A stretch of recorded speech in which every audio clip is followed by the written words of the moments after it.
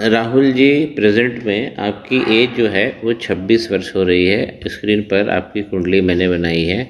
सबसे पहले जो अभी जो राहु भगवान की यहाँ से दशा चल रही है और 2035 तक चलेगी। इसके पहले मंगल चल रहे थे। अब देखिए आपके, अगर मैं लग्न चार्ट में राहु भगवान से ही स्टार्ट करता हूँ तो राहु भगवान यहाँ भाग्य के भाव में बैठे हुए हैं और 6 नंबर लेकर बैठे हुए हैं। उनके मित्र की राशि है बुध की, तो ये बहुत अच्छा भाव देंगे, आपको धर्म से जोड़ेंगे। स्टार्ट में ट्रबल देंगे लेकिन बाद में धर्म से जोड़ेंगे। अब आगे जाकर थोड़े से ख़राब होते हैं, वो मैं आपको आगे बताता हूँ। अब जब हम स्टार्ट करते हैं तो सबसे पहले इस पहले घर को लेते हैं। तो यहाँ पे 10 लिखा हुआ है, तो यहाँ पर बनी मकर राशि, तो यह हम कहेंगे मकर लगन। इसके स्वामी बने, इसके देवता बने शनि भगवान, और वो जाकर कहाँ बैठे हैं, तीसरे भाव में। ये पराक्रम का भाव होता है। शनि पराक्रम में बहुत अच्छा भाव देते हैं। अब इनके साथ में प्रॉब्लम क्या है कि एक चीज़ और अच्छी है शनि भगवान में कि गुरु की राशि में बैठे हैं, तो पराक्रम बड़ा तगड़ा देंगे आपको, आप कभी हारोगे ही नहीं। लेकिन आपके पराक्रम में क्या, केतु भगवान के साथ में बैठ गए, तो शनि केतु का ये भगवान का शापित दोष लग गया है। अब पराक्रम में क्या होगा कि आप बहुत सारा पराक्रम एक जगह जाओगे, आउटपुट आपके हिसाब से नहीं निकलेगा और आउटपुट में बहुत सारा संघर्ष हो जाएगा, तो फलदायी नहीं होगा पराक्रम। अब जो लग्नेश होते हैं पहले घर के स्वामी, ये तो हमारे अखाड़ा, ये पूरा जो खेल है हमारे जीवन का, इसका जो अखाड़ा है उसके स्वामी ही गड़बड़ हो गए जाकर। तो शनि भगवान के यहाँ पे एक रेमेडी करना होगी और केतु भगवान की शापित दोष कहा जाएगा। अब इसके बाद में हम ये देखते हैं कि हमारे सूर्य किस प्रकार काम कर रहे हैं। तो लग्न चार्ट में जब हम सूर्य को देखते हैं तो सूर्य आपकी विद्या में बैठे हैं, आपके वीनस भी यहीं बैठे हुए हैं और आपके मंगल भी यहीं बैठे हुए हैं। तो पहला जो भी संतान आपको होगा वो लड़का होगा। अब यहाँ पर वीनस के बैठने से ये बहुत अच्छा भाव देते हैं। त्रिकोण भाव में वीनस आकर बैठे हुए हैं और यहाँ पे सूर्य बैठे हुए हैं और मंगल बैठे हुए हैं, तो आपकी विद्या बहुत अच्छी रहेगी, दिमाग भी बहुत अच्छा रहेगा, प्रेम आपको अच्छा मिलेगा, संतान भी आपको अच्छी मिलेगी और शिक्षा भी बहुत अच्छी मिलेगी। गज केसरी योग लगा हुआ है, गुरु अपनी राशि में बैठे हैं, लेकिन ये 12 नंबर घर होता है। यहाँ पे 9 नंबर राशि बनी हुई है धनु राशि, गुरु अपनी राशि में बैठे हुए हैं और गज केसरी योग लगा हुआ है। एक बार आप किसी चीज़ को पढ़ोगे सब चीज़ें याद हो जाएगी। ब्रेन का फंक्शन बहुत अच्छा होता है, गुरुत्व ज्ञान बहुत अच्छा बनता है। 12वें नंबर पे जाकर ये दोनों प्लैनेट यहीं से हम अपने जो मारक भाव है यहीं से हम देखते हैं। तो अगर आप फॉरेन कंट्री चले जाते हो तो आपको पूरी समस्या ही ख़त्म हो जाएगी, क्योंकि हम फॉरेन कंट्री जाते हैं तो 12वां भाव जो होता है ये पहला भाव बन जाता है, तो ये बहुत ज़्यादा आपको फलदायी देगा। बुद्धि के आप बहुत तीव्र हो, क्योंकि गुरु जो है वो अपनी 9 नंबर अपनी धनु राशि में बैठे हुए हैं, तो ये भी बहुत अच्छी चीज़ है। तो अभी इस पूरे, और जब मरकरी यहाँ बैठते हैं चौथे घर में, ये चौथा घर एक नंबर लिखा है, मंगल की राशि है और मंगल अपने घर से एक घर आगे बैठे। मंगल आपको बहुत पैसा देंगे, मंगल आपके बहुत अच्छे देने वाले हैं, ले लो भैया पैसा। अब जो मरकरी चौथे घर में बैठे हैं ये सुख के घर में बैठे हुए हैं, तो सुख के घर में बैठे हुए मरकरी तो आपकी वाणी 4 नंबर में वाणी बहुत अच्छी कर देते हैं। ऐसे लोग वाणी से पैसा कमाते हैं। तो वाणी और मरकरी में कोई दिक्कत नहीं है, डिग्री थोड़ी सी ज़्यादा है क्योंकि यहाँ पर 28 डिग्री में हम व्रत मानते हैं, लेकिन भाव का भाव मिलेगा ही मिलेगा। अब ओवरऑल इसके बाद हम देखते हैं कि लाभ की क्या स्थिति है। तो लाभ के लिए ये वाला घर देखते हैं, यहाँ पे प्लैनेट नहीं है, 8 लिखा हुआ है, तो 8 नंबर है ना मंगल। कहाँ बैठे हुए हैं, मंगल अपने ही घर में बैठे हुए हैं, सामने बैठे हुए हैं और अपने ही घर को देख रहे हैं 7वीं दृष्टि से। तो ये मंगल आपको एग्रीकल्चर, इनकम वगैरह, कैटल से वेल्थ, फूड प्रोडक्शन, इन सब चीज़ों से आपको बहुत अच्छा लाभ देंगे। और मंगल फाइनेंस के भी देवता है, नया फाइनेंस जो भी हम करेंगे मंगल उसके भी देता है, तो मंगल तो आपको लाभ देने के लिए बैठे हैं। अब यहाँ पर आपके गुरु और चंद्रमा भी बहुत अच्छे बैठे हुए हैं। माँ बाप की जो आपने सेवा करने का जो आपने पूछा था एक सवाल, तो देखिए सूर्य त्रिकोण भाव में बैठे हुए हैं, तो आप अपने पिता की भी अच्छी सेवा करोगे। लेकिन यहाँ पर माता की जो सेवा, अगर चंद्रमा 12 नंबर घर में बैठ जाते हैं तो माता की जो सेवा है उसका भाव प्रभाव कम मिलता है, जोग्राफिकल लोकेशंस में दूरियाँ हो जाती हैं। और उस मतलब ओवरऑल माँ के उसमें प्रभाव में कमी आती है, साथ में आपका मन भी बेचैन रहता है। अब आपका कुछ सवाल था कि आपका मन क्यों बेचैन रहता है। एक तो चंद्रमा 12 नंबर में बैठे हैं, गुरु भी 12 नंबर में बैठे हैं, तो इनका इलाज करना अपने को। और यहाँ पर शनि केतु भगवान ही पराक्रम में घुस गए। अब शनि केतु भगवान जब बैठते हैं तो ये मान के चलिए कि ये सबसे बुरा दुर्योग कहा जाता है। तो शनि केतु भगवान ये सब बेचैनी देते, किडनी की प्रॉब्लम भी देते हैं, भ्रम भी देंगे, बहुत सारा रगड़ेंगे, और साथ में केतु भी बैठे हैं।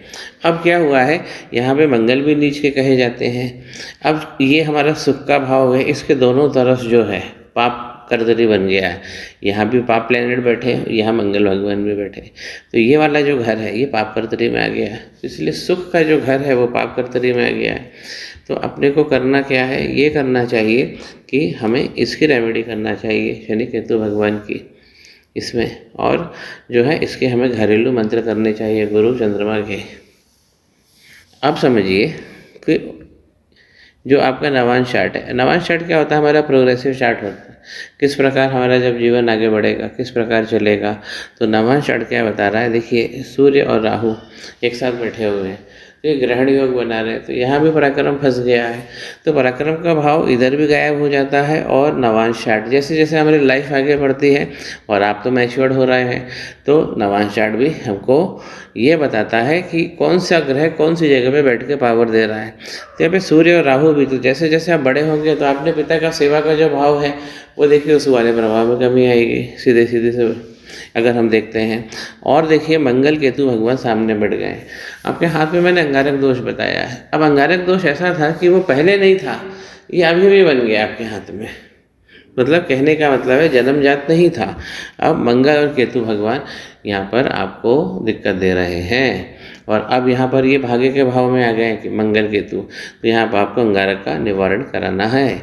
और यहाँ पर सूर्य और राहु भगवान, और यहाँ पर सूर्य केतु भगवान, माफ़ कीजिए शनि केतु भगवान, इनका ये 3 निवारण आपको कराना चाहिए।